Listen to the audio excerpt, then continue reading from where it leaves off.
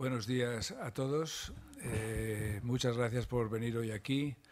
En nombre de los responsables, los presidentes de las tres instituciones convocantes, de Institución Futuro, de Civismo y de Ecociudadana, quiero darles la bienvenida y agradecerles que participen en esta jornada que tiene algo de singular, porque es la primera vez que estas tres instituciones navarras convocamos conjuntamente a un acto.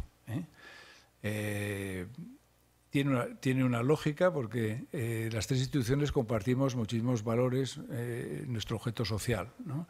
Las tres pretendemos ayudar al mejor desarrollo de la economía y de la sociedad navarra, aportando ideas de mejora, ideas a largo plazo, que analizamos viendo las políticas públicas que se implementan y buscando la mejor manera de ayudar al desarrollo de nuestra región. Y lo hacemos desde las instituciones que son de la sociedad civil, sin ánimo de lucro, independientes, sufragadas por sus socios y que pretenden el bienestar general.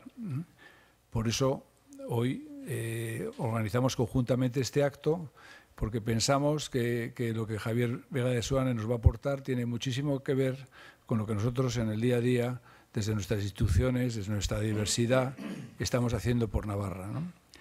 Y es que Javier Vega de Soane ha sido el presidente del Círculo de Empresarios, uno de los think tanks más prestigiosos y más respetados de España, ¿no? Y muy especialmente bajo su presidencia en estos últimos 4 años ha ocupado un lugar en la sociedad, en el debate público muy importante, que a nosotros como think tanks locales nos parece ejemplar, y por eso creemos que es importante lo que hoy nos va a decir, ¿no? Yo le conozco desde hace muchos años, su presentación me resulta muy fácil, pues somos amigos desde hace mucho tiempo y además hemos compartido pues distintas aventuras. Primero, hace muchos años, Javier, que era entonces presidente de Unión Explosivos Río Tinto y luego del CROSS, la empresa privada química más importante del país, me pidió que formara parte de su consejo de administración. He colaborado con el Círculo de Empresarios. Hemos coincidido los dos en ser presidentes de SKF, una empresa con raíces navarras, con 20 años de distancia o 25 años de distancia. O sea que la vida profesional nos ha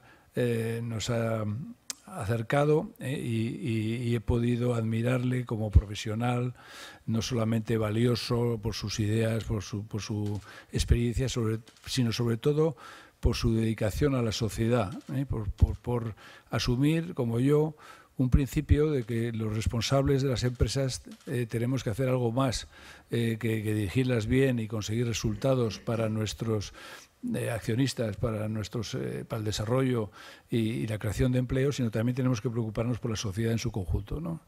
Lo que ahora se llama responsabilidad social, pero que hace 20 o 30 años, cuando empezamos con esto, pues todavía no tenía acuñado un término, ¿no? Pues Javier es un modelo, yo creo, de empresario preocupado por lo social desde hace años, y que yo creo que en los últimos, en su responsabilidad como presidente del Círculo de Empresarios, pues ha podido dar de sí todo lo que lleva dentro, ¿no? Nació en San Sebastián, aunque él realmente es un asturiano de pro, también es azpilicueta, eso quiere decir que tiene raíces navarras, tiene una experiencia de más de 45 años en puestos de responsabilidad en el mundo empresarial, ha sido director general de Lini, en la época que Lini era el mayor conglomerado industrial de este país. Ha sido miembro del Consejo de Administración de muchísimas empresas, todas relevantes. En la actualidad es presidente de 2 multinacionales, de DKV Seguros y de Fujitsu en España. Pero hoy nos va a hablar sobre todo de España, del futuro, de cómo construir entre todos una España mejor, una España que nos ilusione, una España que nos haga sentirnos felices y esperanzados cara al futuro, sobre todo de los que nos siguen, ¿no? Y es un momento importante para hacer este discurso, porque hay un fuerte desencanto en la sociedad. Eso al final lleva pues a los populismos, lleva a la confrontación social en determinados territorios. España no es ajena a algo que está pasando a nuestro alrededor. Yo creo que Europa está en crisis de alguna manera, también por lo mismo, por la crisis económica, por el Brexit, por los movimientos populistas en algunos países. Y yo creo que el mensaje de Javier, que es el gran mensaje del Círculo de Empresarios, que acaba de celebrar su 40 aniversario, presentando un documento sobre esta España del futuro que nosotros queremos o que proponemos a la sociedad, pues es un mensaje importante para abrir un debate necesario en la sociedad, en la cual en ese debate tenemos que participar todos, ¿no? Y yo creo que los empresarios y el Círculo de Empresarios se ha puesto un poco a la cabeza de la sociedad al iniciar este debate, que pretende de alguna manera seguir la historia de éxito que ha sido España. España, desde todos los puntos de vista, en los últimos 40 años ha conseguido un avance absolutamente espectacular, y parece como que ahora no tenemos un proyecto de futuro, ¿no? Pues se trata de definir ese proyecto de futuro o plantear un debate sobre ese tema, ¿no? Y si hablamos de España, pues hablamos de Navarra, y yo creo que estaríamos hablando de lo mismo, ¿no? Estaríamos hablando de Navarra y estaríamos hablando de Europa y estaríamos hablando de España, ¿no? Porque todo debería estar integrado en un mundo globalizado y en un mundo en enorme cambio, ¿no? Pues bueno, Javier, de esto te vamos a oír hablar con muchísimo interés.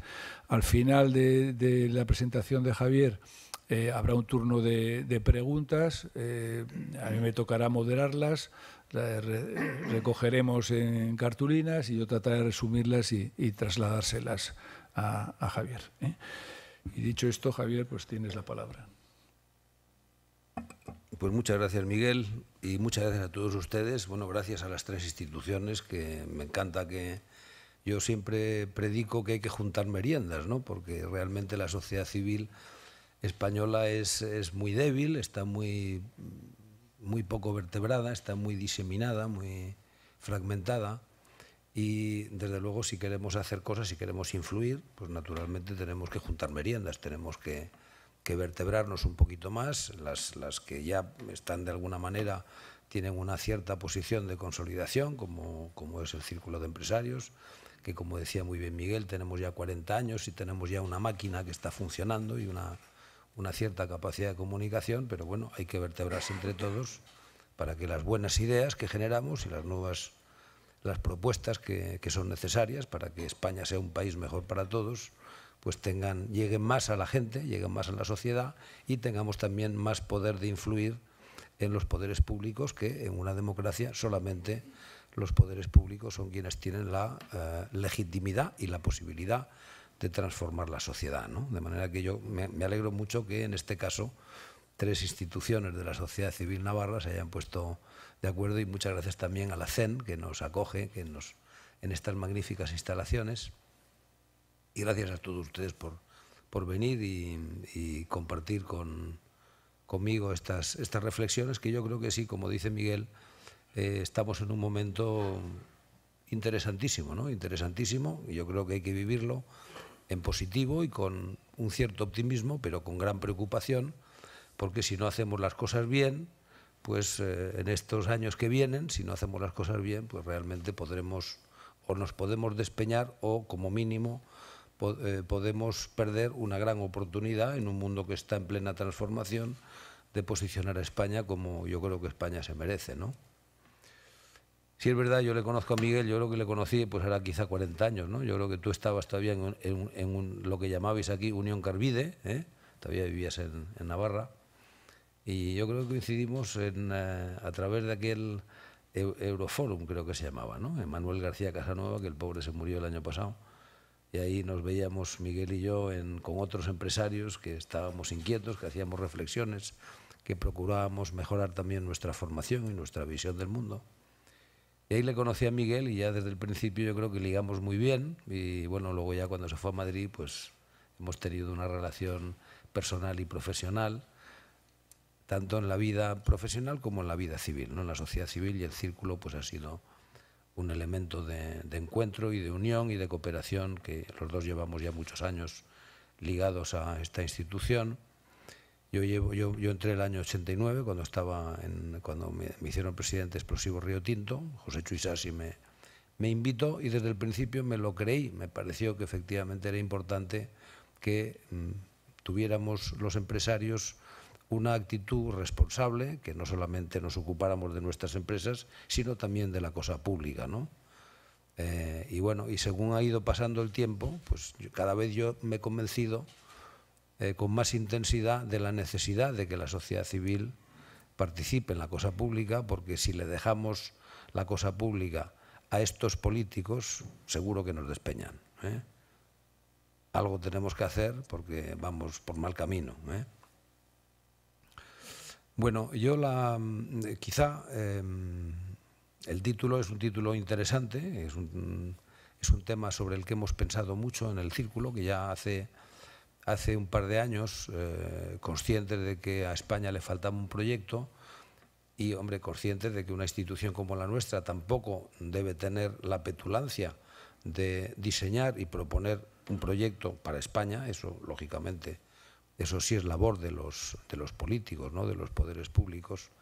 Pero como veíamos que no había nada, pues nosotros nos pareció que desde una institución como la nuestra, que además tenemos una metodología de analizar la situación de España en relación con otros países, nos pareció que podíamos por lo menos hacer una contribución, ¿eh? Primero, poner de manifiesto la necesidad de tener un proyecto común que nos ilusione y, en segundo lugar, pues dar algunas ideas que pudieran ser utilizadas por quienes tienen la obligación de diseñar ese proyecto para que efectivamente pues, se diseñe un proyecto de una España mejor para todos, ¿no? Y entonces el año pasado, que cumplimos 40 años, precisamente en la celebración, en los actos de celebración de estos 40 años, presentamos el proyecto, que yo os invito a que visitéis nuestra página web, y ahí lo tenéis. Es un documento muy sintético, hicimos un documento muy voluminoso, pero luego lo sintetizamos. Creo que es muy interesante para los que tenéis preocupación. Seguramente la mayor parte de los que estáis aquí porque os preocupa estos temas. Yo recomiendo, es un documento que no es es relativamente liviano, ¿eh? Es un doble documento además. Tiene una parte, es lo que llamamos una España mejor para todos, y luego hicimos también un ejercicio que es interesante, que llamamos un pacto para un crecimiento integrador, que es cómo sería España hoy si hubiéramos hecho nuestros deberes, si hubiéramos hecho las reformas estructurales hace 10 años, cómo sería España hoy. Y esto lo hemos hecho además no con una bola de cristal, sino viendo qué resultados han tenido otros países que han hecho sus deberes y extrapolando esos resultados a nuestra propia situación, ¿eh? Entonces aquí también ponemos de manifiesto que, claro, cuando uno no hace los deberes, cuando no se hace nada, pues las cosas no mejoran como es debido. Eso, bueno, yo creo que eso es evidente, ¿no? Es una evidencia que por lo menos los empresarios la conocemos muy bien, ¿no? No podemos no hacer nada. Bueno, entonces, si les parece, yo haré en primer lugar una reflexión que seguramente no les voy a contar nada nuevo, ¿no? Simplemente lo que pretendo es ordenar un poquito las ideas para luego, cuando hablemos del tema central, que es qué tenemos que hacer en España o qué deberíamos hacer en España, que eso ligue con la situación general, ¿no? Los empresarios, yo creo que tenemos un elemento muy positivo que aportar a la sociedad, y por eso creo que instituciones como la nuestra tenemos la obligación, en situaciones complicadas como la actual, de reflexionar y aportar ideas y propuestas. Y es que, claro, en la empresa si te tienes que estar continuamente ajustando a la realidad, porque si no te ajustas te mueres, porque no puedes, como pasa en la política, financiar el déficit de forma indefinida, vamos, no indefinida, pero por muchos años, ¿no? Aquí hay que estarse ajustando porque tienes que al final tienes que tener resultados. Y por tanto, los empresarios tenemos que tener un sentido muy agudo de la realidad, tenemos que estar continuamente viendo cuál es la realidad. Entonces, la realidad en este mundo en que estamos viviendo es que el mundo es la aldea global, estamos globalizados. Y que hay una revolución tecnológica brutal que lo está cambiando todo, que hay una creciente transparencia, que cada vez tenemos más información, que los medios de comunicación pues también son globales, que las redes sociales pues están generando unas tremendas disfunciones y perturbaciones en la información en general, que es muy difícil controlar esa información, que uno tiene mucha información, a veces es cierta, a veces son las famosas fake news.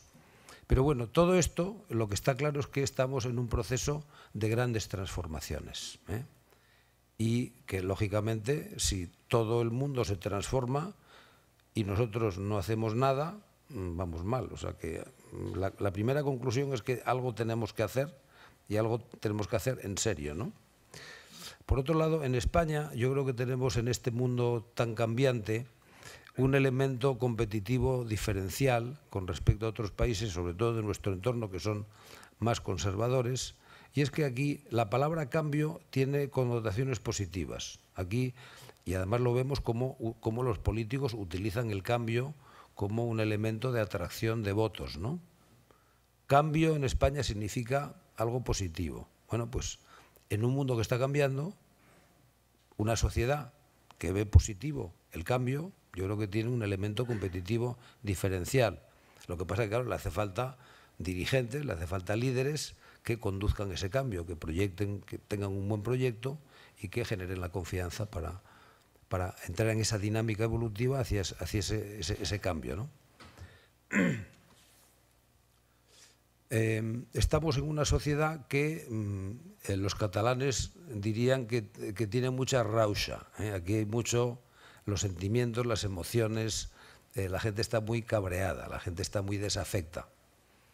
Y todos sabéis que hay un gran debate con el tema de la desigualdad, ¿eh? Nosotros desde nuestra institución y la gente que tenemos una concepción más o menos liberal, y así nació el Círculo de Empresarios, para defender en la etapa de la transición, cuando estábamos poniendo en marcha las nuevas reglas de funcionamiento de España, nacimos para defender la libre empresa y el libre mercado, porque la libertad, que era algo que era muy atractivo en aquella época, no lo era tanto a veces en el campo de la economía. Y nosotros defendemos también la libertad en el campo de la economía y defendemos también la igualdad, pero no la igualdad per se, sino defendemos la igualdad de oportunidades. Porque habiendo igualdad de oportunidades, si consiguiéramos un sistema con igualdad de oportunidades, la igualdad de oportunidades junto con la libertad genera necesariamente desigualdades, ¿eh? Nosotros la igualdad per se, la igualdad absoluta, nos parece que no es posible en un sistema de libertades, y tampoco nos parece que sea muy positivo que haya un exceso de desigualdad porque no hay igualdad de oportunidades. Eso nos parece que es algo que hay que corregir, pero si hay igualdad de oportunidades, nos parece perfecto que se produzcan desigualdades. Y realmente contra lo que hay que luchar no es contra la desigualdad, sino más bien contra la pobreza, ¿eh? Entonces, una reflexión de lo que está pasando en el mundo.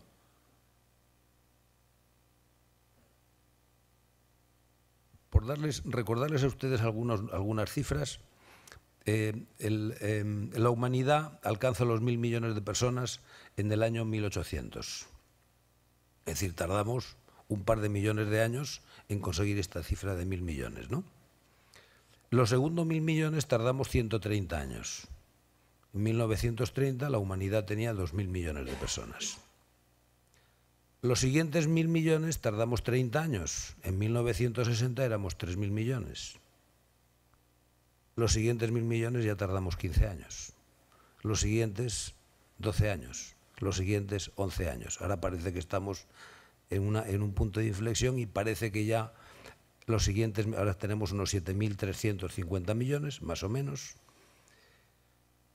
Y bueno, estamos ya a un ritmo de 15 años, que hace falta 15 años para los siguientes 1.000 millones, de manera que en el año 2050 se prevé que vamos a ser unos 9.500 millones y para finales de siglo pues estaremos en torno a 12 o 13.000 millones. Esto es más o menos la situación. Por darles una referencia, en el año 1990, que éramos 5.500 millones de personas, el 35% de la población del mundo estaba en pobreza extrema. Ahora, que en los países como los nuestros tenemos una sensación de que ha aumentado enormemente la desigualdad, en estos momentos somos 7.500 millones y tenemos 700 millones de personas en pobreza extrema. Y la previsión es que para el 2030, si hacemos las cosas razonablemente bien, la pobreza extrema habrá desaparecido del planeta, quedarán algunas zonas residuales, fundamentalmente en África. Bueno, pues yo creo que bajo el punto de vista de la humanidad las cosas están yendo bien. Y también bajo el punto de vista de la desigualdad, si el índice este de Gini lo aplicamos a la humanidad, las cosas están yendo bien.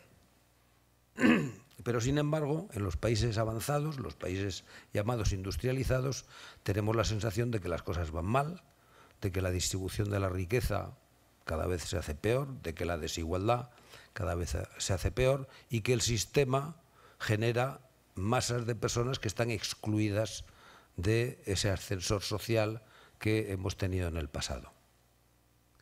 Y entonces esto parece que es algo interno, que es algo que compete a los poderes públicos nacionales y al sistema de distribución de las rentas a nivel nacional. Bueno, pues evidentemente esto no es así. Y de nuevo, estas conclusiones, que yo creo que son un tanto miopes, se derivan de que buena parte de nuestros dirigentes y buena parte de nuestra gente, que está guiada por nuestros dirigentes, pues se miran al ombligo. Nosotros decimos hay que mirar fuera y hay que mirar a largo plazo para entender las cosas que pasan porque la economía se está globalizando. Entonces, ¿qué es lo que está pasando? Que yo creo que es buenísimo, pues que cada año pues entre 100 y 150 millones de personas pasan a engrosar las clases medias. Son personas que tienen ya educación, que tienen una buena formación. Las tecnologías, pues muchas se están comoditizando. Los países emergentes que anteriormente no eran capaces de competir con productos y servicios que nosotros fabricábamos prácticamente en exclusiva, los países más avanzados, hoy día en un mercado global, con unos sistemas de información y unos sistemas logísticos que permiten de verdad que los productos y servicios puedan ofrecerse en cualquier mercado, desde cualquier mercado. Hoy día, digo, estas personas que estaban en empresas que tenían de alguna forma un cierto oligopolio de esos productos y servicios, hoy tenemos que competir con países que tienen salarios mucho más baratos, que hay gente que está dispuesta a trabajar mucho más, que utilizan los procedimientos y las tecnologías las mismas que nosotros y por consiguiente están produciendo productos y servicios los mismos que nosotros, pero más baratos y de igual o incluso mejor calidad. Entonces, ¿qué es lo que hemos tenido que hacer? Pues nos hemos tenido que ajustar. Nos hemos tenido que ajustar y eso es lo que hemos llamado aquí en España la devaluación competitiva, que ha generado efectivamente, por un lado, mucho paro, porque hemos tenido que ajustarnos, que el paro realmente es la principal explicación a la desigualdad que tenemos en España, pero también efectivamente en muchos sectores, para poder seguir manteniendo posiciones competitivas, pues ha habido un proceso de devaluación competitiva. La gente que ha entrado en el mercado salarial, en el mercado laboral, ha entrado con salarios más bajos, porque si no son esos salarios no puedes competir en ese mercado global, y por tanto de alguna forma ha habido una transferencia de rentas y de riqueza de los países industrializados hacia los países emergentes, particularmente en aquellos sectores, en aquellas empresas que siguen teniendo que competir en esos productos que son, de alguna forma, no digo que sean commodities, pero que pueden ser fabricados o servidos por cualquiera de estos países emergentes, ¿no? Por el contrario, aquellas empresas que son más innovadoras, que han hecho más investigación y desarrollo, que han generado sistemas de gestión más potentes, que se han internacionalizado, estas empresas tienen un mercado mucho más grande, no tienen esa competencia de aquellas empresas que no han sido capaces de innovar, y estas empresas han crecido mucho más, han enriquecido a sus accionistas y pueden pagar salarios buenos, Por tanto, yo creo que una parte muy importante de la explicación de esta situación de desigualdad que vemos en nuestros países industrializados no se deriva de que aquí no hagamos bien la distribución de la riqueza, sino se deriva de este proceso de globalización que favorece enormemente a la humanidad, pero naturalmente a aquellos países que no se espabilen, pues les está generando esta situación de dualidad entre aquellas empresas que son capaces de innovar y aquellas empresas que siguen al trantrán fabricando los productos o los servicios de siempre, ¿no? A mí cuando me preguntan si creo que hay que subir los salarios, después de esta etapa de crisis tan tremenda que hemos tenido, yo digo que sí, sin duda ninguna hay que subir los salarios, pero siempre y cuando mejoremos la productividad, porque si subimos los salarios y no la productividad, perdemos posiciones competitivas.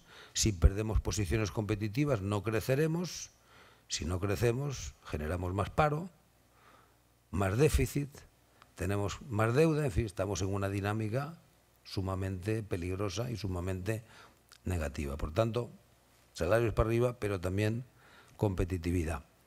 Y suelo poner siempre el ejemplo de Suiza. Suiza es uno de los países que tiene salarios más altos del mundo y en los rankings de competitividad pues están siempre en las posiciones mejores. Por tanto, ese es el tipo de ejemplo que tenemos que seguir. Sigamos el ejemplo de Suiza, paguemos mejores salarios, pero seamos más competitivos al mismo tiempo. Y yo creo que ahí está un poco la clave de las estrategias y las políticas económicas y sociales de los países, ¿no? Porque lo que no podemos hacer es como aquel varón de la fábula alemana que salía del pantano tirándose de los pelos. Tirándonos de los pelos no salimos del pantano. Tenemos que generar riqueza primero para luego repartirla, ¿no? Déjenme que les cuente una anécdota que yo creo que es muy expresiva para esto que estamos diciendo, porque bueno, todos vemos que en esta situación de confusión, de tanta información contradictoria, de desigualdad, que es verdad que ha habido un incremento de desigualdad en nuestra sociedad, mucha gente en el paro, mucha información que genera también agravios comparativos.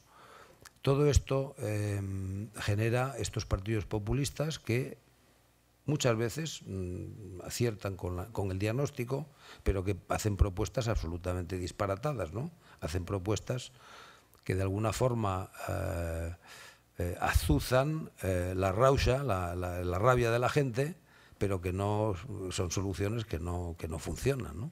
Claro, nosotros, los empresarios, pues hombre, estamos acostumbrados a buscar soluciones que funcionan, ¿no?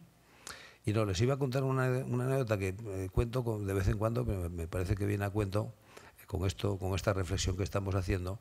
A mí me la contó un socialista, un alcalde socialista, que era un hombre muy inteligente, en la época de Zapatero. Entonces todos estábamos criticando a Zapatero, ¿no?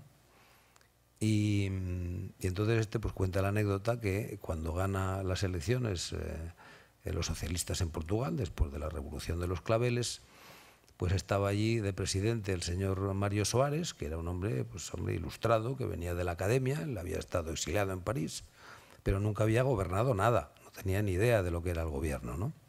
Y entonces tiene algunos contactos con líderes socialistas europeos, que en aquellos tiempos era Willy Brandt, que estaba en Alemania, y Olof Palme, que estaba en Suecia, que los dos tenían ya una gran experiencia y por tanto eran personas con sentido práctico de las cosas, ¿no? Y entonces estaba este buen señor contándole a Olof Palme las cosas que quería hacer en Portugal, y bueno, pues hablaba de la reforma agraria, de la reforma del mercado laboral, de la reforma... Y dice, pero lo más importante que quiero hacer en Portugal es acabar con los ricos. Entonces, bueno, Olof Palme le escucha y dice, hombre, yo también soy socialista. Y en Suecia lo que queremos es acabar con los pobres. Que no es lo mismo, ¿no? Entonces, si en lugar de pobres y ricos hablamos de pobreza y riqueza, todavía se entiende mucho mejor. Hay que acabar con la pobreza y para eso hay que generar riqueza. Y para eso hace falta ver quién genera riqueza y qué entorno, cómo abonamos, cómo preparamos el terreno para que se genere riqueza, ¿no? Y una vez que se genere riqueza, pues lógicamente ya en un estado del bienestar como el que nosotros tenemos, ya hay de alguna manera sistemas automáticos para redistribuirla, por un lado, y luego si hay mucha riqueza, pues naturalmente pues, subirán los salarios, en fin, ya de una forma natural el propio mercado ya va a propiciar que esas desigualdades vayan desapareciendo.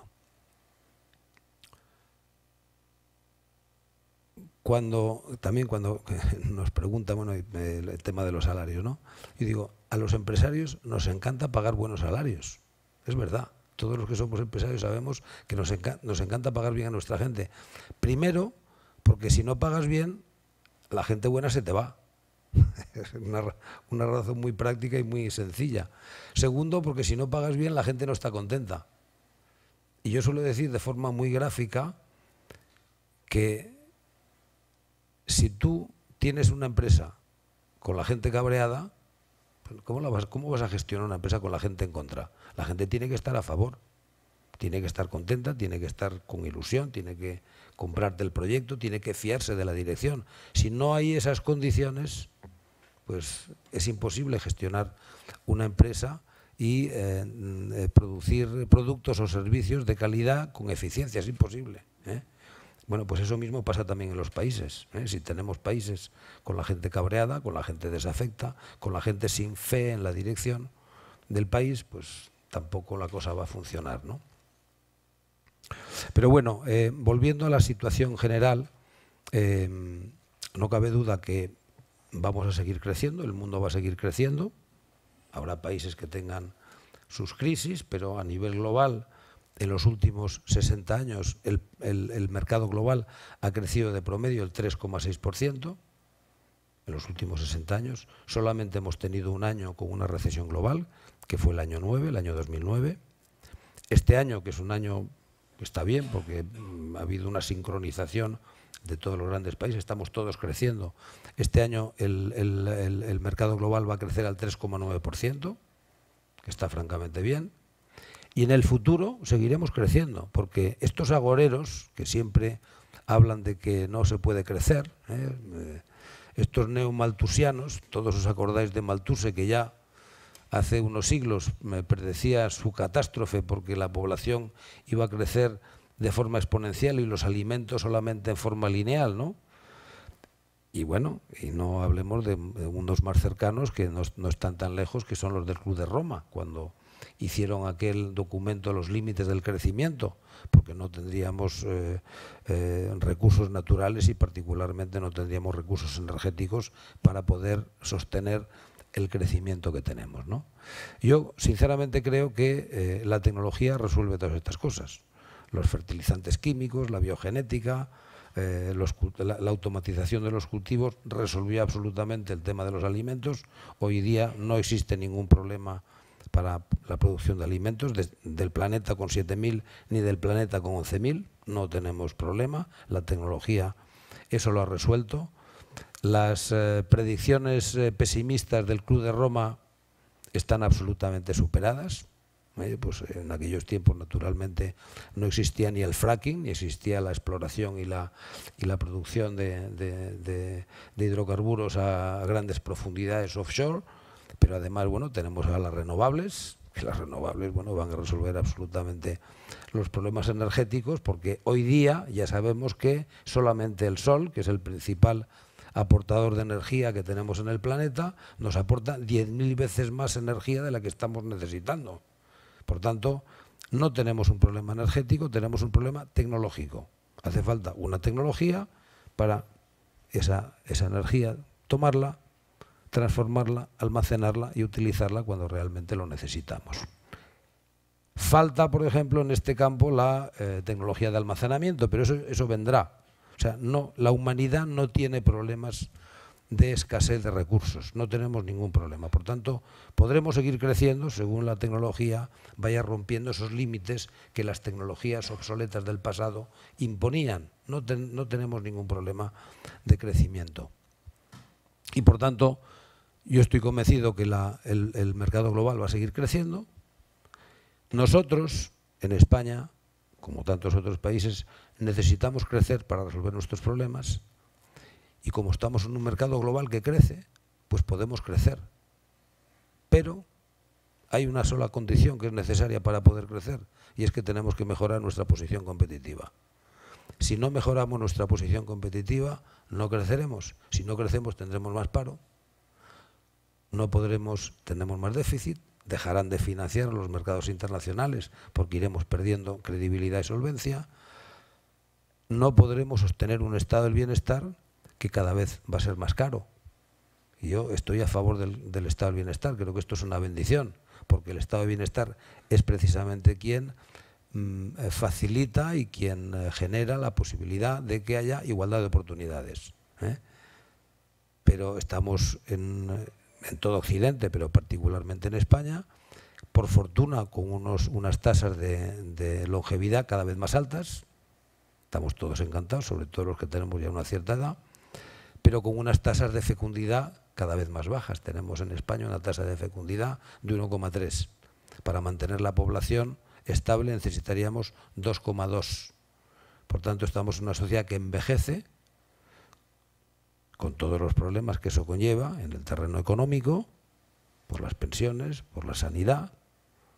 Lógicamente, cuando a partir de una cierta edad los gastos sanitarios se disparan, cuando uno se jubila, naturalmente los gastos de la jubilación pues se disparan, y luego además la sociedad pierde, la sociedad es menos joven y por tanto es menos innovadora, y en un proceso que estamos de transformación, pues menos innovación, menos capacidad de mejorar esa posición competitiva. Pero bueno, en cualquier caso, necesitamos mejorar nuestra competitividad para poder crecer, y si no crecemos no generaremos empleo y no resolveremos todos los problemas económicos y sociales que tiene España. Por lo tanto, hay que crecer. Y por eso nuestra obsesión es hay que mejorar la posición competitiva. Entonces, ¿qué es lo que estamos haciendo? Y aquí Miguel, que ha sido el presidente del barómetro de los círculos hasta hace poco, y ahora es Miguel Iraburu, hacemos una labor sistemática que es muy sencilla, que es lo que hacemos en las empresas, que es el benchmarking. Es decir, cogemos, tenemos en este producto, que es el producto estrella, que tenemos en el círculo y que compartimos además con Institución Futuro, lo que hacemos es analizamos la posición competitiva de España en el contexto global, que es como hay que analizarla, y analizamos 32 indicadores, y en cada uno de estos casos lo que hacemos es ver en el mundo cuál es el país que lo hace mejor en ese tema concreto. Y analizamos lo que han hecho y lo que están haciendo en ese país. Y eso lo comparamos con lo que hacemos o hemos hecho en España.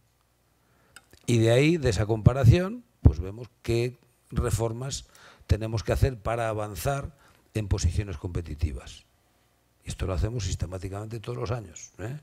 Lo hacemos utilizando informes internacionales que ya tienen una buena solera, como es el caso del World Economic Forum, o el Banco Mundial, o el IMD, que son 3 instituciones que llevan muchos años haciendo análisis comparativos de la competitividad de los países. Estamos hablando entre 170 países y 130 países, son más o menos son los países que se analizan. Y bueno, nosotros vemos que ahí en el ranking estamos en torno a los 34, 35, ponderando todo. España tiene en ese mundo globalizado, nuestra posición competitiva está en el puesto número 33 o 34. Nosotros pensamos que nos merecemos estar entre los 20 primeros, y entonces, bueno, de nuevo, no vamos a mejorar nuestra posición si no hacemos nada.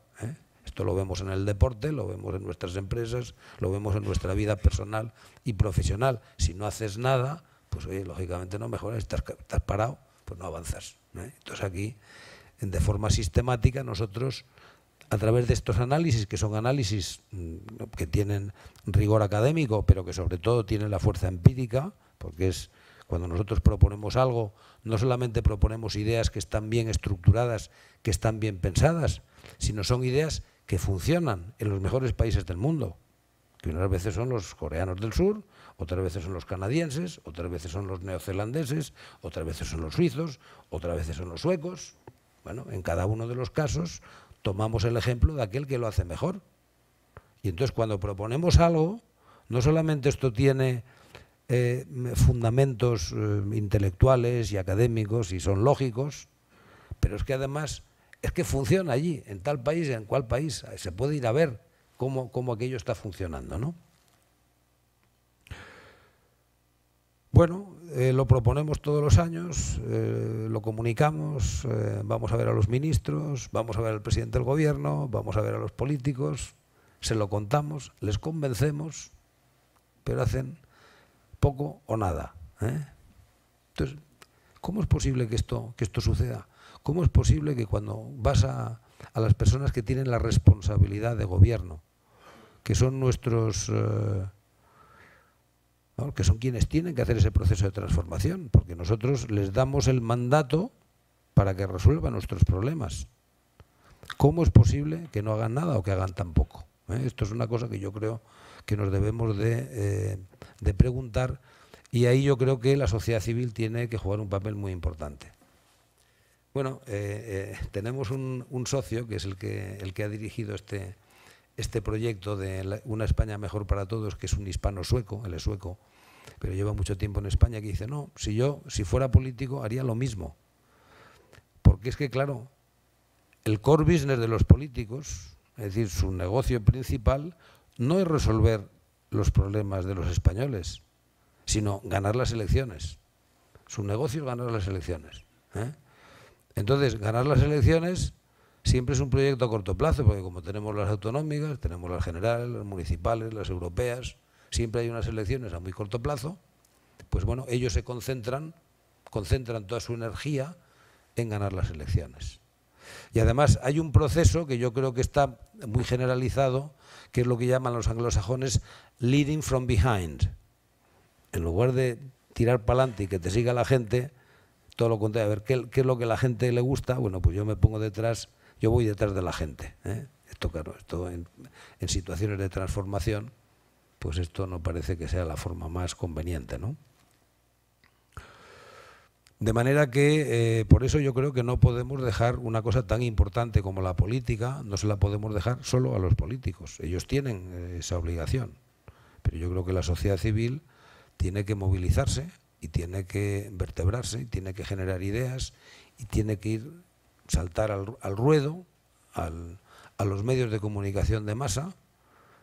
Tenemos que meternos por las redes sociales, porque efectivamente, como antes comentábamos, pues muchas veces nuestra forma de comunicar no es la más apropiada para llegar a la gente. Nosotros tenemos que también tener la sensibilidad social para entender lo que pasa en la sociedad, no solamente hacer un liberalismo de salón, sino tenemos que tener conciencia de la realidad, porque si no tenemos conciencia de la realidad y sensibilidad social, no conectaremos con la gente, no tendrán credibilidad nuestras propuestas, ¿no? Y bueno, pues en esa reflexión llegamos al convencimiento de que teníamos que preparar este proyecto de una España mejor para todos, que realmente se basa en cuatro grandes pilares, ¿eh? Luego, si queréis, podemos hablar de algunas reformas que son más específicas, que fundamentalmente la principal es la educación, ¿eh? Que muchas veces a la gente le choca que una institución empresarial, que parece que estamos más bien pensando en la economía y en las cosas de las empresas, pero bueno, la educación es la gran reforma, es en una sociedad de la información y del conocimiento el gran problema que tenemos es la educación, y si no resolvemos este tema, pues no seremos capaces de tener un país bueno. Entonces, nosotros nos basamos en este proyecto en estos cuatro pilares: en la educación, en la calidad institucional. También aquí esto es empírico, no solamente es de sentido común que si no tenemos instituciones de calidad los sistemas no funcionan. Esto creo que ya el sentido común nos lo puede indicar, pero es que empíricamente es perfectamente constatable que existe una clara correlación entre la competitividad de las naciones y su calidad institucional. Resulta que aquellas naciones que tienen más calidad institucional resulta que son las más competitivas. Y esto es bastante lógico, y en otros tiempos pensábamos que no, y poníamos como ejemplo Italia, ¿eh? Italia, el mundo real va por un lado y la política va por otro, y bueno, incluso yo recuerdo un amigo mío italiano que hacía bromas diciendo que él había hecho el cómputo que desde la guerra hasta entonces, pues no sé, había habido no sé cuántos gobiernos, y entonces entre gobiernos, o sea que había estado el país desgobernado, sin gobierno, él había sumado que había 8 años, que habían estado 8 años sin gobierno, por las crisis, ¿no? Y decía, y entonces nosotros los empresarios aprovechamos cuando no hay gobierno para tirar para adelante y avanzar, ¿no? Bueno, esto es una broma, y mucha gente pensó que efectivamente la sociedad civil, las empresas pueden funcionar al margen, pero a la larga vemos que no, ¿eh? Y bueno, veamos lo que está pasando en Italia, lo que ha pasado en Venezuela, lo que ha pasado en Argentina, países que eran estupendos, cómo se han ido deteriorando, no solamente en el terreno político y social, sino también en el terreno económico. Si no hay estabilidad institucional, si no hay calidad institucional, a la larga se deteriora todo, ¿eh? Y por eso las gentes de la sociedad civil tenemos que meternos en el campo institucional, en promover y en exigir la calidad institucional, porque es que si no, pues al final nos afecta a todo, nos afecta también a la economía, nos afecta a las empresas. Veamos lo que ha pasado en Cataluña, que luego si queréis podemos entrar con más precisión en este gran problema que tiene España en Cataluña, ¿no? Pero allí, bueno, la calidad institucional ha brillado por su ausencia, los independentistas han patrimonializado las instituciones, no han cumplido las reglas de juego, no han cumplido las leyes. ¿Y qué ha pasado? Oye, pues 3.200 empresas, que supone el 40% del PIB catalán y el 90% de la capitalización bursátil de las empresas catalanas que cotizan en bolsa, votaron con los pies, se fueron, ¿eh? Y dicen los independentistas, nah, eso no pasa nada, pero han movido la sede, no pasa nada y tal. Nosotros analizamos lo que pasó en Quebec, que ahí tenemos una historia de 30 años, con el independentismo de Quebec. Quebec, en estos últimos 30 años, Quebec era la región, la provincia más próspera de Canadá en aquellos tiempos, desde que iniciaron su proceso independentista, que prácticamente está muerto, pero claro, se fueron las empresas, se fue el talento, se fue la inversión, y en estos 30 años han perdido de promedio 0,6 puntos de su crecimiento con respecto a la media de Canadá. 0,6 puntos en un año no pasa nada, pero al cabo de 30 años es un 30% de riqueza. O sea, la riqueza acumulada que ha perdido Quebec con respecto al conjunto de Canadá es un 30%. Y naturalmente la mayor parte de lo que han perdido lo han ganado otras provincias, particularmente Ontario, que es la provincia que está al lado, a donde se han ido las empresas, el talento y el dinero. Por tanto, hay que cuidar la calidad institucional. Necesitamos arriba, necesitamos a los mejores. Los políticos deberían ser los mejores. En las instituciones tiene que haber gente independiente y de gran calidad. Han de cumplirse las reglas de juego. Tenemos que terminar, y nosotros además somos un promotor de acabar con el amiguismo. No puede ser, como decía un amigo mío, perteneciente a la nobleza más rancia, decía que sean mejores los que vienen de los mejores. Y añadía, la mucha hacienda solo sirve para no envilecerse en ganarla. Pues no, tienen que ser mejores los que sean mejores. Tiene que haber igualdad de oportunidades. Las reglas de juego, quien es el árbitro tiene que ser absolutamente neutral. No podemos ganar la competición porque estemos mejor posicionados. Hay que ganar la competición porque corremos más que los demás. Tiene que haber limpieza en las reglas de juego, porque si no, no solamente es, bajo el punto de vista moral, es poco edificante, sino la economía pierde, porque si ganan los mejores, esos mejores generan esa dinámica competitiva. Si ganan los que están mejor colocados, pues no estamos en esa dinámica competitiva. Por lo tanto, también pierde la economía, ¿no? Pero bueno, estaba hablando de estos 4 pilares: educación, calidad institucional, estado de bienestar y empleo, ¿eh? Yo quería recordaros que el estado del bienestar es fantástico, sanidad gratis y universal, educación gratis y universal, todo lo que son temas de servicios sociales y de dependencia, de discapacidad, eso es fantástico. Porque además, claro, genera gente que tiene talento, que tiene conocimientos y que puede cebar esa bomba de la innovación y de la creación de valor y de la mejora de la competitividad. Eso es muy positivo. Pero no nos olvidemos, y hablo de Europa, en Europa somos el 7% de la población mundial, Unión Europea, 7% de la población mundial, 20% del PIB, 50% del gasto social mundial. Esto es brutal. Es decir, el estado del bienestar es fenómeno, pero es una mochila que llevamos aquí que pesa bastante. Y con esa mochila tenemos que correr más que los chinos, y que los indios, y que los malayos, que van ligeros de equipaje.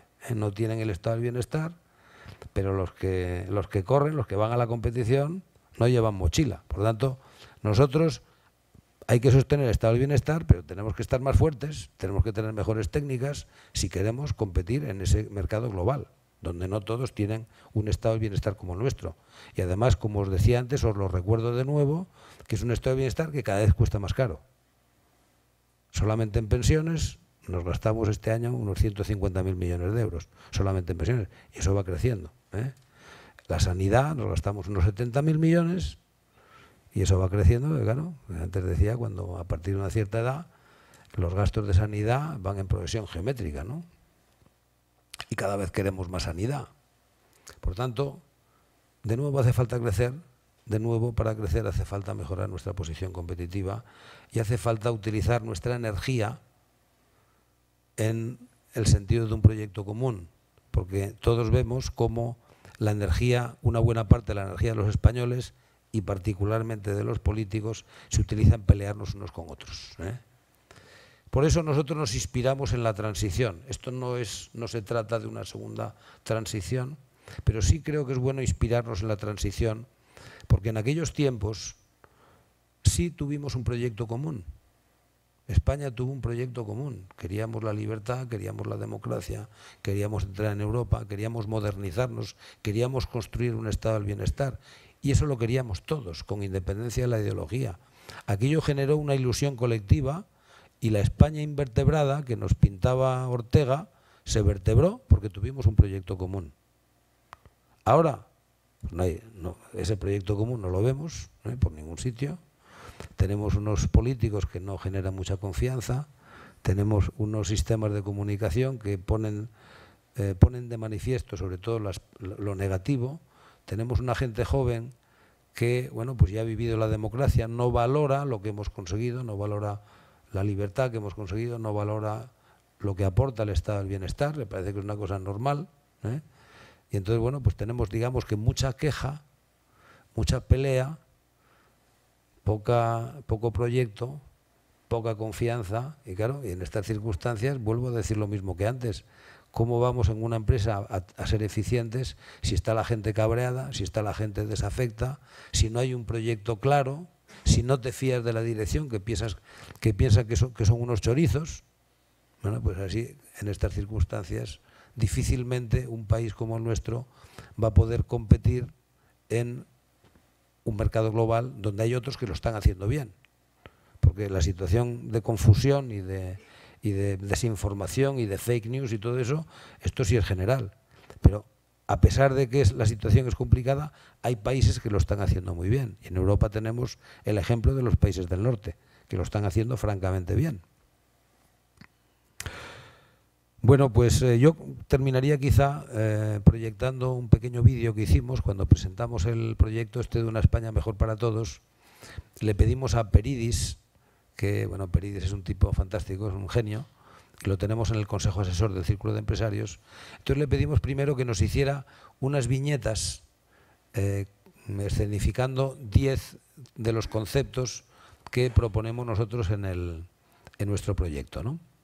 Y salieron tan bonitas que decidimos ponerlas en movimiento. Entonces hicimos un pequeño vídeo de dibujos animados, que os voy a proponer, os voy a proyectar como terminación de mi reflexión.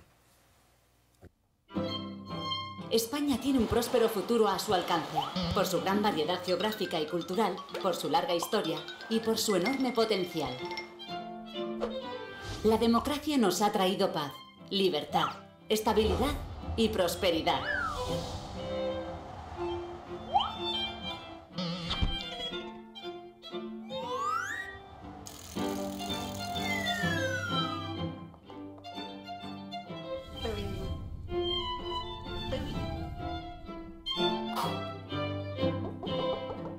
Con diálogo y consenso se han logrado acuerdos provechosos para todos.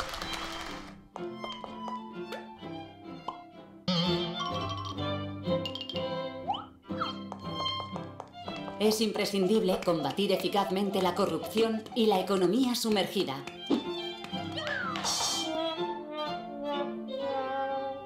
En la era de la globalización, hace falta sumar talento e innovación.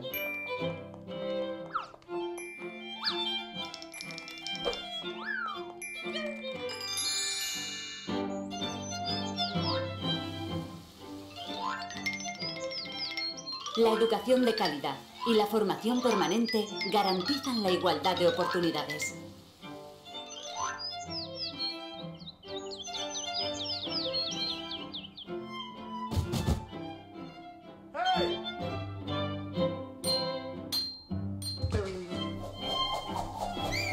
Necesitamos equipos preparados y solidarios para alcanzar objetivos ambiciosos.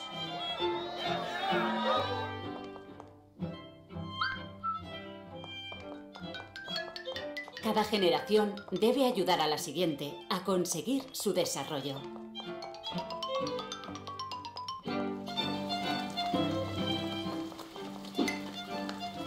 El crecimiento sostenido con empleo de calidad garantizará el estado de bienestar.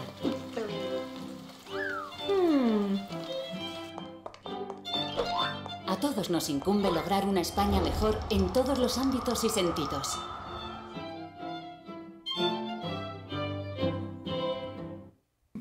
Una pregunta que tiene que ver con lo que has dicho, ¿no? ¿Por qué no se mueve la sociedad civil en España? Bueno, yo creo que venimos de una tradición de un exceso de reverencia a los poderes públicos, ¿no? Quizá pues hoy el régimen de Franco pues también ha podido influir en que todos los españoles pues mirásemos con mucho respeto y temor a los poderes públicos, ¿no? Yo recuerdo cuando las primeras veces que salía de España a otros países, particularmente al Reino Unido, me asombraba pues cómo se criticaba a los poderes públicos, aquellas manifestaciones. A mí me parecía inconcebible que en España se pudiera criticar de aquella forma tan cruda a los gobernantes, ¿no? Aquí ni se nos ocurría. Posiblemente eso pues todavía quedan inercias, ¿no? En aquellos tiempos, bueno, pues efectivamente los temas de la cosa pública era del Estado y de los poderes públicos, y nosotros, los empresarios y la sociedad civil, pues debíamos de hacer a lo nuestro, ¿no? Pero yo creo que, creo que estamos despertando, pero estamos despertando seguramente más despacito de lo debido, ¿no? Yo creo que en el caso de Cataluña, con la sociedad civil catalana, pues hemos visto cómo cuando la situación se ha puesto muy seria ha habido una reacción general, ¿no? De la sociedad civil en Cataluña, ¿no? De la sociedad civil, digamos, perdonar la simplificación, la buena, porque la sociedad civil mala ya se había movilizado, ¿eh? Y aquí, si me permitís, también voy a recordar una cita de otro irlandés del siglo XX que se llamaba Yeats, que decía que los mejores carecen de toda convicción, mientras los peores están llenos de apasionada intensidad, ¿eh? Bueno, pues yo creo que tenemos que tener más convicción y tenemos que movernos, y no tenemos que esperar a llegar al precipicio para movernos, tenemos que anticipar sabiendo que si no hacemos nada nos van a llevar al precipicio, y por consiguiente creo que hace falta una conciencia en la sociedad de que nos tenemos que movilizar, de que nuestra responsabilidad no es solo la que corresponde a nuestra actividad profesional o familiar, sino que tenemos también una responsabilidad de apoyar también a la causa colectiva, ¿no?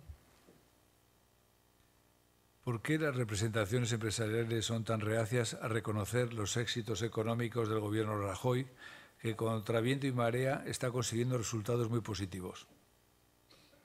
No, yo no creo que seamos reacios, ¿no? Lo que pasa que, vamos a ver, nosotros criticamos lógicamente al gobierno de Rajoy, al gobierno de Zapatero y a todos los gobiernos, porque siempre hay cosas que hay que hacer, ¿no? Al gobierno de Rajoy, sobre todo, lo que le criticamos es su poca actividad reformista. Porque, oye, Rajoy en el primer gobierno tuvo mayoría absoluta, hizo algunas reformitas, particularmente la reforma laboral, pero luego pues, no le ha metido el diente prácticamente a nada. La educación, que es lo principal, no han hecho absolutamente nada. Hicieron ahí algún pequeño intento con mucha torpeza. Los temas de las administraciones públicas, que es otro de los grandes temas pendientes que tenemos, pues prácticamente tampoco han hecho nada. No han hecho nada estructural. Han hecho pequeñas cositas, pero en fin, nada estructural, nada de fondo. Los temas de pensiones, que es otro de los grandes problemas que tiene el país, no han hecho absolutamente nada. Más bien lo contrario, ahora con la presión de las manifestaciones de los jubilados y la presión de los partidos que necesitan para aprobar el presupuesto, pues han ido exactamente en la dirección contraria. Pero bueno, pues hombre, nosotros sí nos quejamos de que no hacen las reformas que son necesarias. Ahora, hombre, han hecho cosas positivas y luego además, oye, pues el viento ha ido de popa y el tejido empresarial, el tejido productivo, sí ha hecho sus deberes, porque en España, oye, pues ahora estamos exportando el 35% del PIB, cuando en el 2007 exportábamos el 23%. Desapareció el negocio de la construcción y lo hemos sustituido por algo mucho más estructural, que es el mercado internacional. Entonces, nos quejamos sobre todo de su falta de espíritu reformista, porque ellos presumen de eso. Bueno, pues brillan por su ausencia, las reformas. Hay dos temas relacionados con esto, a los que te has referido. Uno es el tema de la financiación autonómica, ¿no? Mientras no haya una financiación equilibrada de las autonomías, no habrá estabilidad en el territorio nacional. Hay políticos de algunas autonomías que son partidarios de que haya hacienda propia, como en Navarra o el País Vasco. ¿Lo ves posible? Bueno, a mí me parece que la hacienda propia, o sea, lo que pasa en Navarra, el sistema foral o el sistema del cupo vasco, nosotros pensamos, yo pienso que tiene muchas virtudes, ¿no? Porque si el que recauda y el que gasta es la misma persona jurídica o la misma institución, pues lógicamente, claro, no tiras con pólvora del rey, ¿no? Tienes que pensar muy bien lo que gastas, porque luego se lo vas a tener que pedir al contribuyente. Entonces nos parece que eso tiene elementos muy positivos, y a nosotros nos parece que eso es perfectamente compatible con un sistema de solidaridad nacional. Hombre, la caja de la Seguridad Social pensamos que tiene que ser único. Yo personalmente creo que sería bueno que el sistema de sanidad, o sea, todo lo que son temas que igualan, que me proporcionan igualdad de oportunidades a todos los españoles, yo creo que sería bueno que eso estuviera centralizado. La educación, la sanidad, todos los temas de seguridad social. Eso creo que sería bueno que fuera caja única, ¿no? Pero bueno, es perfectamente factible, oye, pues que el cupo, porque el sistema del cupo vasco, por ejemplo, que tanto se critica, si el cupo fuera más alto, pues estaríamos en buena línea.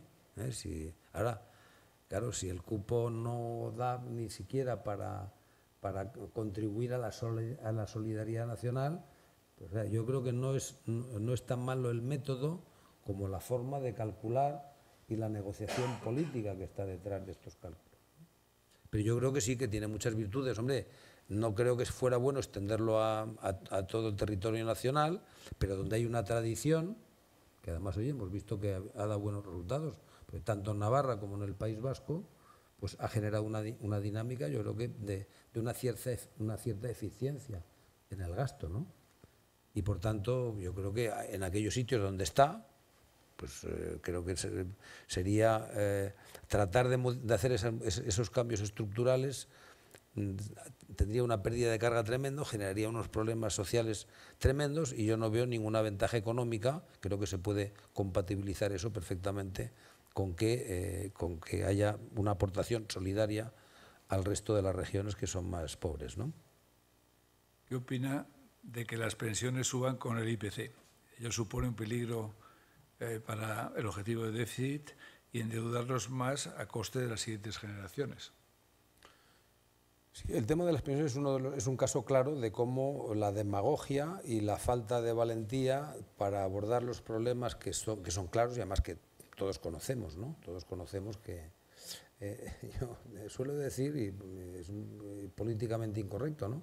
Pero es así. Si el sistema de pensiones nacional fuera gestionado por un privado, este estaría en la cárcel, porque es el timo de Ponzi. Esto es la pirámide de Ponzi. Y el señor Madoff pues, se fue a la cárcel, exactamente por la misma jugarreta, ¿no? O sea, aquí, como saben ustedes, tenemos un sistema que es llamado de reparto, de manera que los activos, los que están trabajando, pagan con sus contribuciones sociales, pagan las pensiones de los pasivos. Entonces, claro, mientras entren muchos por abajo y salgan pocos por arriba, el sistema funciona perfectamente. Pero como todos sabemos cuál es la situación demográfica de España y las previsiones demográficas que vienen, sabemos que esto no es sostenible. Y no solamente no es sostenible bajo el punto de vista económico, sino bajo el punto de vista de la equidad intergeneracional. Bajo el punto de vista de la equidad intergeneracional es también un fraude. Estamos, de alguna forma, extrayendo dinero de las generaciones más jóvenes, que están pagando unas pensiones bastante buenas ahora, cuando ellos, si no hacemos nada, si el sistema se mantiene como está, cuando ellos se jubilen, ¿quién les va a pagar las pensiones? Les pagaremos unas pensiones pequeñísimas para que el sistema funcione, ¿no? Ya ahora, el año pasado hemos tenido un déficit de casi 19.000 millones de euros de déficit en el sistema de pensiones, a pesar de que ha habido un crecimiento muy importante del empleo. El año pasado hemos creado más de 500.000 empleos, claro que son empleos que tienen niveles salariales más bajos y por tanto las cotizaciones correspondientes son más bajas, pero las personas que se jubilan ahora están teniendo pensiones de jubilación mucho más altas que la media. O sea, hay mucha gente que pasa al mercado de la jubilación, poca gente relativamente que entra en el mercado laboral con cotizaciones que son relativamente más bajas. Entonces esto es insostenible. O sea, 19.000 millones de déficit, que es el 1,6% del PIB. Bueno, entonces, es que está claro que esto no es insostenible. Entonces, nosotros, ¿qué es lo que proponemos? Oiga, pues vamos con tiempo, y aquí en este caso los suecos son los que nos dan el ejemplo, vamos a complementar el sistema de reparto, que efectivamente el sistema de reparto tiene sus virtudes, con un sistema de capitalización, de manera que tenga una parte obligatoria y una parte voluntaria, y que estos chicos jóvenes, una parte del dinero que están dando, vaya engrosando un fondo de capitalización para que luego, el día que se jubilen, van a cobrar una pensión pequeña por reparto, porque eso no hay más tutía, va a ser así, y que tengan un complemento para tener una pensión digna con los ahorros que han ido produciendo a lo largo de la vida. Y nosotros aquí además, que muchas veces nos dicen, no, es que vosotros lo que queréis es privatizar, no, oiga, aunque lo gestionen funcionarios, que sean buenos, que estén bien preparados, porque como esto es un tema a largo plazo, pues a lo mejor unos buenos funcionarios, o sea, que la gestión sea pública, que la gestión de los fondos que sean públicos. No se trata aquí de generar negocio para las empresas privadas. Pero bueno, es que aquí tenemos planes de pensiones y no hay fondos de pensiones. Tenemos pasivos y no hay la contrapartida en el activo. Entonces, claro, esto no hay... O sea, está claro. Y todos lo saben, que a mí es lo que me parece más indignante. Todos los políticos saben, porque todo el mundo tiene estudios actuariales, tiene estudios demográficos, y todos saben que esto es inviable, que es insostenible. Pero, amigo, ¿quién le pone el cascabel al gato cuando tienes cientos de miles de jubilados manifestándose? Pues oye tú, pues venga, el IPC, un año, 2 años, porque todos saben que esto no se puede sostener, ¿no? Pero bueno, de momento, oye, aprueban los presupuestos y a seguir tirando hasta la siguiente, ¿no? ¿Cree que la reducción de la pobreza y el desarrollo pueden verse afectadas por el cambio climático? Bueno, el cambio climático, aquí hay una cierta controversia, ¿no? Pero bueno, parece que ya ha habido un acuerdo, como ustedes conocen ya desde, yo creo que fue el año 2005, el año 96 fue el protocolo de Kioto, cuando se firmó el protocolo de Kioto. Ahí ya de alguna forma hubo un cierto consenso internacional, pero cuando realmente hemos tenido el gran consenso mundial fue en la COP23 de París hace un par de años, ¿no? Y bueno, ya está todo el mundo de acuerdo en que efectivamente tenemos que limitar las emisiones de gases de efecto invernadero. Y ahora lo bueno no es que la gente esté de acuerdo, sino que ahora tenemos ya la tecnología para poder seguir creciendo y desarrollándose con tecnologías de generación que no emiten gases de efecto invernadero. Por tanto, hay acuerdo y tenemos las tecnologías y por consiguiente ahora estamos en lo que se llama la transición energética. Pues de aquí al año 2050 hay un proceso de transformación de todos nuestros sistemas energéticos, porque la energía es principalmente el principal emisor de gases de efecto invernadero. Es perfectamente posible y yo creo que lo vamos a hacer. Lo vamos a hacer con más o menos, oye, si tardamos 5 años más o 5 años menos, este planeta que tiene 5.000 millones de años, 5 años más o menos, yo creo que no es muy preocupante, ¿no? Y yo creo que efectivamente lo vamos a hacer y por tanto eso yo creo que va a generar más bien negocio, ¿no? Porque todas estas nuevas tecnologías yo creo que van a ser muy positivas, no solamente bajo el punto de vista del medio ambiente, sino también bajo el punto de vista económico. Ya estamos generando energía eléctrica con sistemas de generación fotovoltaica o eólicos en zonas donde hay buena insolación o donde hay buen viento. Estamos consiguiendo ya generar energía eléctrica más barata que con los procedimientos convencionales. Lo que falta aquí, sobre todo, es la capacidad de acumulación, la capacidad de almacenamiento de esta energía eléctrica, ¿no? Pregunta general sobre doctrina política. Dice, del mismo modo que la innovación es fundamental para el progreso de las empresas, ¿sería necesario una innovación en las doctrinas políticas, como cuando se abandonó el marxismo y se adoptó la socialdemocracia? Pues sí, yo creo que estamos en un esquema político pues que tiene, hombre, ahora se ha complicado un poquito más, ¿no? Porque antes eran derechas e izquierdas, ¿eh? Ahora son partidos nuevos y partidos antiguos también. Luego también está la variante nacionalista, independentista, en fin, se ha complicado un poquito, ¿no? Pero es verdad que en el pasado esta lucha de clases yo creo que estaba bastante justificada porque había un juego de suma cero, ¿eh? O sea, había una creación de riqueza. Cuanto más ganan los trabajadores, menos beneficios tiene el empresario, ¿no? Pero ahora, y vuelvo a repetir lo que decía antes, ahora no se trata de pedir al trabajador energía mecánica, que es fundamentalmente lo que aportaba en el pasado, ¿no? Y me vienen a la mente aquellas imágenes de Charlot en tiempos modernos, ¿no? Ahora realmente lo que se pide es talento, lo que se aporta es talento. Y por eso yo antes decía que los buenos empresarios nos gusta pagar bien a nuestra gente, porque si los pagas bien no se te van los buenos, puedes atraer talento, tienes a la gente con buena disposición, hay un buen ambiente creativo y la gente aporta más. O sea, yo ahora creo que estamos en los tiempos del win-win. Es decir, cuanto mejor para la gente, para los empleados, mejor también para el empresario, ¿eh? El empresario que tiene una buena empresa, que tiene un buen proyecto y que es innovador y tiene conciencia de lo que está pasando. Yo creo que ahora estamos en unos tiempos donde efectivamente es muy difícil, el empresario que trata mal a sus trabajadores, es muy difícil que le vaya bien.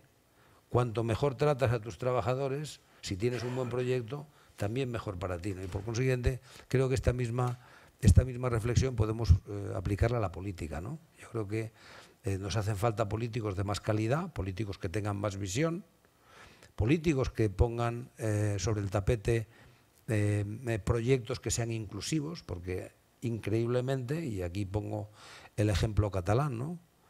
La perversión del sistema es tal que unos políticos que proponen a la sociedad un proyecto que genera peleas en lugar de unir a la gente en un proyecto común, ponen proyectos que hacen que la gente se peleen entre ellos. Esto me parece que es alucinante. Solamente se puede explicar que estos proyectos tengan éxito cuando la gente está muy enfadada, cuando la gente está muy mal informada. Entonces, bueno, yo creo que nos hace falta estos políticos que ideen, que proyecten, que piensen, que generen proyectos que sean buenos, bajo el punto de vista de su eficiencia, y que conciten la adhesión, que sean inclusivos, que todo el mundo piense que esos proyectos les van a beneficiar también a ellos. No solamente son buenos para la comunidad, sino que ellos individualmente van a salir ganando, ¿no? Entonces yo creo que seguramente ahora estamos en un bache, en un momento de mucha crisis, porque no la información, hay demasiada información, hay mucha información interesada, hay mucha información falsa, la gente tampoco tiene el nivel de educación, que de nuevo volvemos a la educación, ¿no? Y por consiguiente se tragan cosas que son mentira. Pero en fin, yo creo que cuando pasemos este tránsito, que igual pues dura 10 o 15 años, cuando pasemos este tránsito, yo creo que los nuevos políticos pasará como las empresas, ¿no? Que será gente capaz, gente más capaz, gente con más visión, gente más responsable, gente más honrada, gente que efectivamente pues tenga un comportamiento que sea ejemplar, ¿no? Creo que esos serán los políticos que tendremos en el futuro, más que la ideología, ¿no? Porque la ideología, una vez que ya tenemos los estados del bienestar, pues aquí lo que hace falta es movilizarnos, gente que movilice al conjunto para que el conjunto genere riqueza a repartir entre todos, ¿no? Bueno, ya llegamos a las últimas preguntas, las referidas a Navarra. Para empezar, una muy general. Desde Madrid, ¿qué imagen percibe usted de la situación de Navarra? Bueno, vamos a ver, necesariamente voy a simplificar porque Navarra es una provincia de España que yo quiero mucho. Ya antes decía que mi familia materna pues son la vieja familia navarra, ¿no? Y luego yo he tenido mucha relación en mi época de SKF, pues la fábrica grande la teníamos aquí en Tudela, ¿no?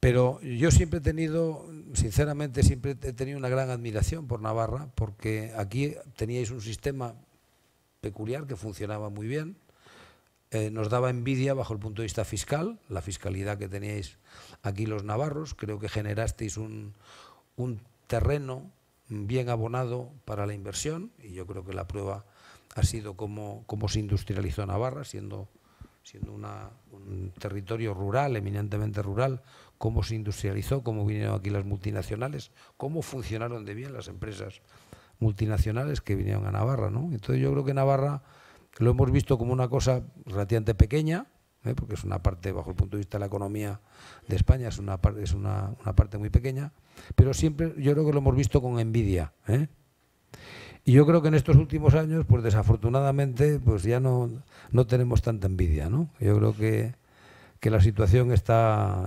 cambiando y, por ejemplo, habéis perdido ese elemento competitivo que tenía Navarra de la fiscalidad. Yo creo que eso lo habéis perdido por completo. Creo que ahora tenéis una situación relativamente peor que Madrid, por ejemplo, ¿no? Y luego también yo creo que aquí tenéis,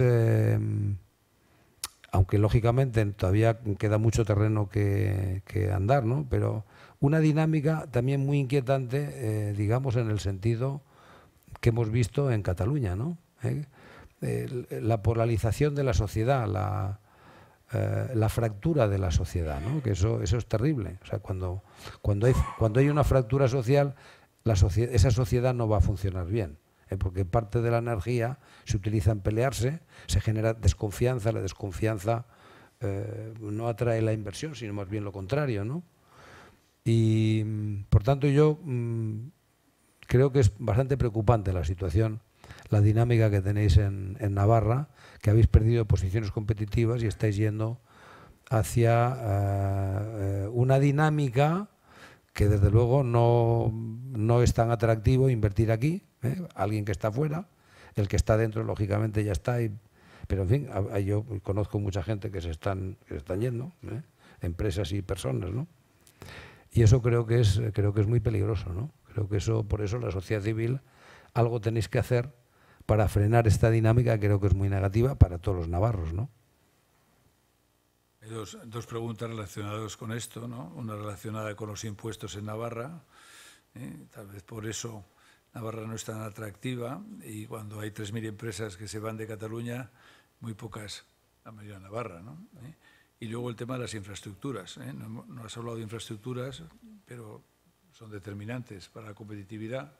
En Navarra tenemos un problema de infraestructuras y el actual gobierno de Navarra no parece estar a favor del tren de alta velocidad, ¿no? ¿Querías comentar algo sobre esto? Sí, esto son cosas curiosas, ¿no? Porque en definitiva es una prueba más de que estamos en una sociedad donde los sentimientos o las emociones tienen más fuerza que las ideas racionales, ¿no? Que a mí me parece muy bien. Oye, uno siente lo que siente y, bueno, pues si el sentimiento es muy fuerte, pues usted tiene perfecto derecho a defender su sentimiento y a vivir con su sentimiento. Pero cuando tienes una responsabilidad en una empresa o tienes una responsabilidad de gobierno, es irresponsable que el sentimiento sea quien conduzca tu estrategia o tu política. Tienes que pensar en las consecuencias, Y naturalmente las infraestructuras en este mundo competitivo que vivimos es un elemento de competitividad absolutamente esencial. No solamente también es un elemento de vertebración de la sociedad, que yo creo que por eso hay algunas instituciones o algunos partidos que no quieren, porque lo que quieren es separarse, no vertebrarse, ¿no? Pero en fin, yo creo que bajo el punto de vista económico, bajo el punto de vista social, es absolutamente irracional, no dotarte de buenas infraestructuras, porque es un elemento esencial. Si no tienes buenas infraestructuras, pues terminas en una endogamia, y la endogamia en este mundo global es, yo creo que la peor de las cosas que te pueden pasar, ¿no? Y eso al final pues termina empobreciendo además a las sociedades que se endogamizan y que se aíslan, ¿no? De manera que yo creo que es disparatado, que solamente se puede explicar desde la irracionalidad de los sentimientos, que son sentimientos excluyentes, pero no se puede justificar en absoluto desde la defensa del interés general, ¿no? La última pregunta. Ha hablado de una España mejor para todos. ¿Qué hay de una Navarra mejor para todos? Bueno, yo creo que la misma metodología, ¿no? Yo creo que la reflexión vale para España, para Navarra, para Cataluña o para Suiza, ¿no? Yo creo que aquí tenéis una ventaja competitiva interesante, que es tenéis una universidad estupenda. Yo creo que esto es uno de los elementos competitivos diferenciales, la universidad y la sanidad. Creo que aquí tenéis una estupendísima posición. Y del sistema educativo pues se derivan casi todos los bienes o los males de una sociedad, ¿no? Tenéis una universidad además que atrae mucha gente de fuera, que muchos de los que vienen a estudiar, si aquí hubiera un buen ambiente, se quedarían, porque Navarra creo que tienen unas condiciones de calidad de vida fantásticas, empezando por la gastronomía y por la forma de vida que en general tenemos en el norte de España, ¿no? Que yo creo que es una forma de vida de gran calidad. Y bueno, yo creo que las condiciones, los ingredientes para que haya una España mejor para todos y una Navarra mejor para todos, creo que aquí se dan divinamente. Y además es que empíricamente lo hemos visto en el pasado. Hemos visto en el pasado, desde los años 60, cómo Navarra ha ido escalando posiciones y tiene está en las primeras posiciones, no sé si está la segunda, la tercera o la cuarta de todas las provincias de España en renta per cápita, ¿no? Y en calidad de vida, pues seguramente está, no sé, en el índice esos índices que ahora estamos analizando del Social Progress Imperative, pues debe estar, pues no sé, la primera o la segunda, ¿no? Entonces, es que lo hemos visto, que eso ha funcionado, ¿eh? Lo que parece increíble e irresponsable es que después de ver que una cosa funciona, que se cambie para mal, ¿no? Simplemente porque alguien tiene sentimientos que no son demasiado lógicos, ¿no? Por eso, seguramente aquí y en Cataluña, es decir, en aquellos lugares donde las emociones tienen una influencia mayor y donde la irracionalidad tiene una cierta tendencia a producirse, yo creo que hace más falta sociedad civil. Sociedad civil más fuerte es necesaria para poder contrapesar estos populismos irracionales y por tanto yo creo que eso, que tenemos que tener más fuertes convicciones y también movilizarnos con más entusiasmo, ¿no?, de lo que lo hacemos. Muy bien, Javier, pues muchísimas gracias por todo y un fuerte aplauso de despedida.